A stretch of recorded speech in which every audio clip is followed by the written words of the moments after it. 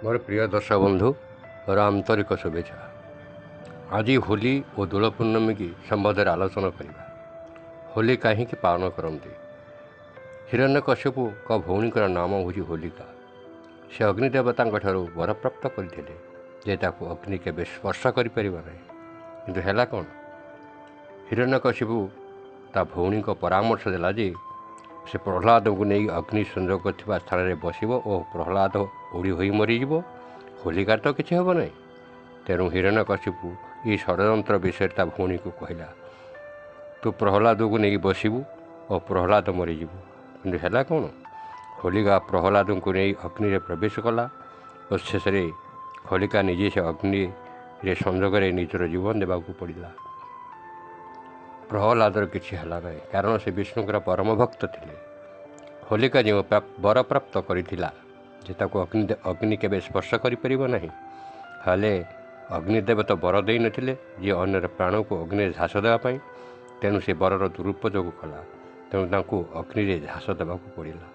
तेणु से ही दिन भारतीय संस्कृति परंपरा अनुजाई यहाँ पालन कर मुख्य उद्देश्य था धार्मिक और शिक्षा पाइबापी ये उत्सव पालन कर गोटे कथा प्रमाण है जे जी अन्यर अमंगल चिंता करी ताहार ही ठीक यहीपरि शास्ति मिलता है।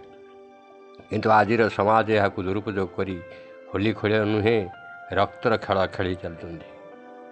होली असामाजिक व्यक्ति और किसी स्त्री छुआ पिला माँ भौणी प्रति होली को नहीं नाना प्रकार अश्लील व्यवहार कर चली। यहाँ कहती कौन होली उत्सव। प्रकृतर उद्देश्य बुझी न पारी मन इच्छा कार्य कर चलिए। सामाजिक लोकों को यार शिकार होगा पड़ा। सतरे बंधु मैंने आपण मानक मोर विनीत अनुरोध होली खेलतु मना ना।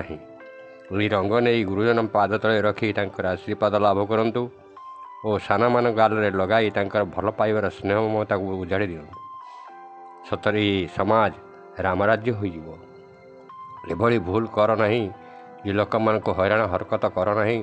निजर पूर्ति साधन करतु ना ता विनाशर कारण होती कही विषयटी रखुची।